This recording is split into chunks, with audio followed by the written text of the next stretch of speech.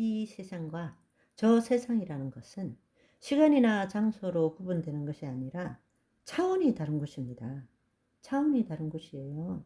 물리 세계에서 영의 세계로 들어가는 것이죠.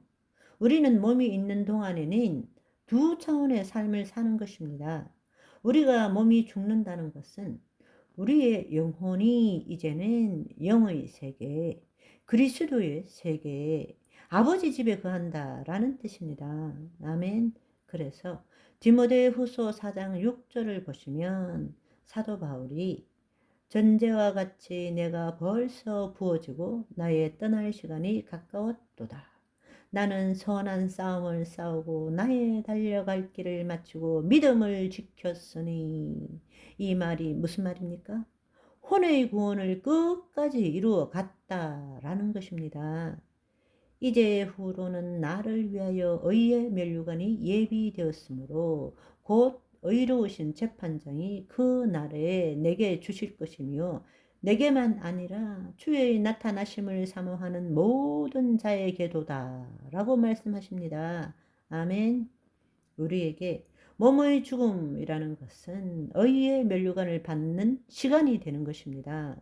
왜냐하면 하나님의 의를 나타내는 삶을 살았기 때문입니다. 하나님의 의를 나타낸다는 것은 내가 내 스스로 선한 일을 한다 그 뜻이 아니라 내 안에 계신 하나님이 내 몸을 통해서 나타난 것이란 말씀입니다. 아멘.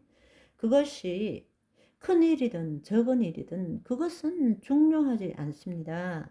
내가 지금 살아가는 모든 삶 가운데서 적은 일이든 큰 일이든 설거지를 하든 큰 건물을 세우든 상관없이 그 일 가운데 내가 아니라 내 안에 계신 그분의 사랑과 그분의 지혜와 그분의 능력이 얼마나 나타났느냐, 그것이 하나님의 의를 나타내는 삶이란 말입니다.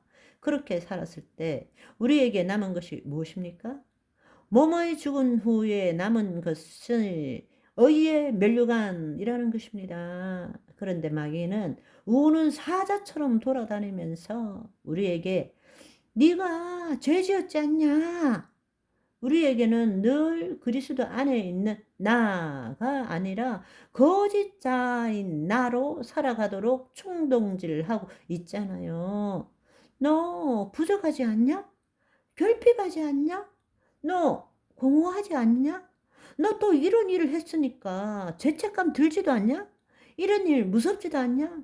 눈물 콧물 짜내면서 회개해야지 두렵지도 않냐? 그렇게 해서 하나님에게 속하기보다는 내가 내 앞에 놓여 있는 문제를 내가 최선을 다해서 해결하기를 부추기는 거예요. 그것도 심지어 하나님을 이용하기까지 하면서. 그러나 우리가 그럴 때도 있지만 그럴 때마다 우리는 깨어나야 되고 내 혼이 타락한 혼이 아니라 더 이상 이제 타락한 혼이 아니라 소생된 혼으로서 하나님의 영을 나타내는 내 혼을 통해서 하나님의 생명을 나타내는 삶을 살아야 한다는 것입니다. 아멘. 그렇다면 거짓 자아는 왜 죽음을 두려워할까? 첫째로는 자신의 존재가 없어진다고 생각하기 때문입니다. 둘째는 죽으면 어떻게 되는지를 모르기 때문입니다. 세 번째는 마귀가 사망 권세를 가지고 두려움을 주기 때문입니다. 네 번째는 처음 죽어보기 때문입니다. 거짓 자아는 살기 위해서 존재하는 거잖아요.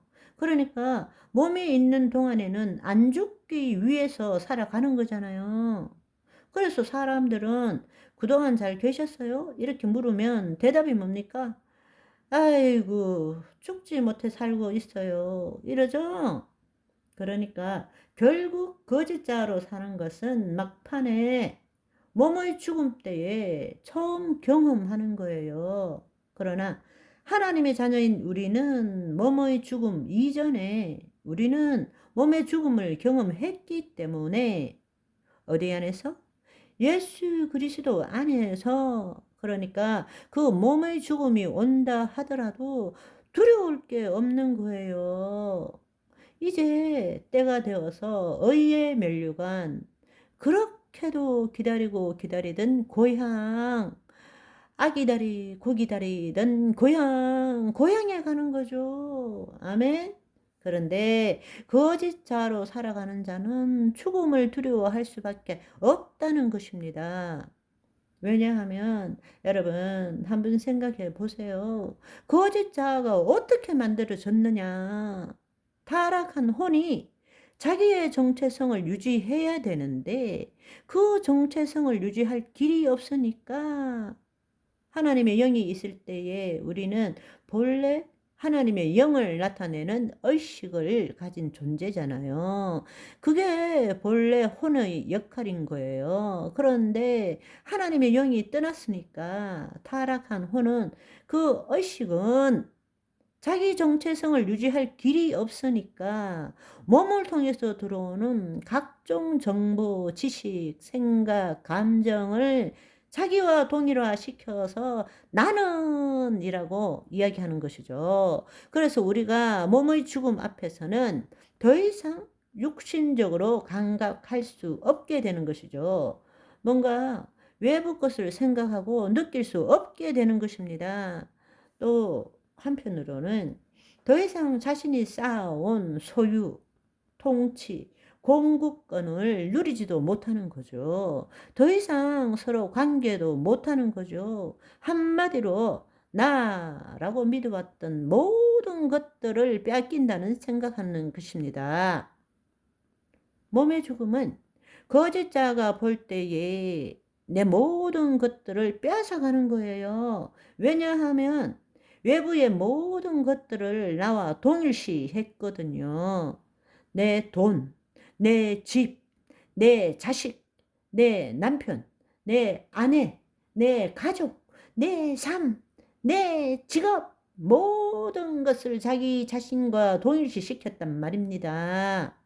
그런데 죽으면 몸의 죽음은 그 모든 것들이 다 떠나가게 되는 거예요. 그 모든 것들이 떠나간다라는 것은 그 모든 것들을 가지고 자기를 만들었기 때문에 그 모든 것을 뺏긴다는 것은 자기 존재가 없어진다는 거죠. 두려움일 수밖에 없다라는 것입니다. 그래서 두려워하는 거예요. 그렇지만 우리가 세상에 아무것도 가지고 온 것이 없잖아요. 또 아무것도 가지고 가지 못하잖아요. 그걸 알지 못하는 거죠. 그렇게 평생을 고생하면서 조금 더, 조금만 더 아무리 채워도 만족이 없잖아요. 그쵸? 터진 웅덩이에 물 붓듯이 살아왔잖아요. 그 욕구, 욕망에는 끝이 없다는 거예요. 그렇게 살아왔는데 어느 날 암사기입니다. 몸의 죽음 앞에서는 두려움일 수밖에 없는 거죠. 자기가 그동안에 그렇게 자기라고 만들었던 모든 것들을 다 빼앗기는 것이기 때문에, 즉 자신의 존재가 사라지기 때문입니다. 거짓자는 자신의 생각과 감정을 자기와 동일시 시켰을 뿐만 아니라 거짓자는 심리적 시간과 상상을 자신과 동일시하기도 합니다. 여러분, 나는 이라고 말할 때 뭘 가지고 나는 이라고 말합니까? 결국 거짓자는 자신의 모든 과거의 경험과 그 지식을 가지고 그것에 기초해서 나는 이라고 말하고 있지 않습니까? 우리는 쓴 뿌리와 상처가 있음에도 불구하고 그거 존재하지도 않고 남아있는 것은 자기 기억 속에 밖에 없는데도 그걸 집착하고 있는 거예요. 왜냐하면 그걸 버리면 내가 없어지는 거거든. 존재하지 않는, 이미 없어졌어요. 존재하지 않아요. 남아있는 것은 내 머리의 기억, 개념으로, 이미지로만 남아있는데 심리적 시간으로 이미 존재하지 않는 것을 끌어들여서 나는 시간이라고 믿는 것입니다. 왜 염려하고 불안합니까? 미래는 존재하지 않아요. 아직 오지 않았다고. 실제하지 않는다고. 그런데 자신의 생각으로 그것을 현재 끄집어내서 미래의 것을 자신의 생각으로 붙들고 두려워, 무서워, 휴가 안 되면 어떡하지? 이렇게 살아가는 거예요. 그걸 자기라고 믿고 있는 것입니다. 예수님 안에 있는 나와 거짓자가 느끼는 나를 잘 분별하시는 저와 여러분의 오늘이 되시기를 소망합니다. 할렐루야.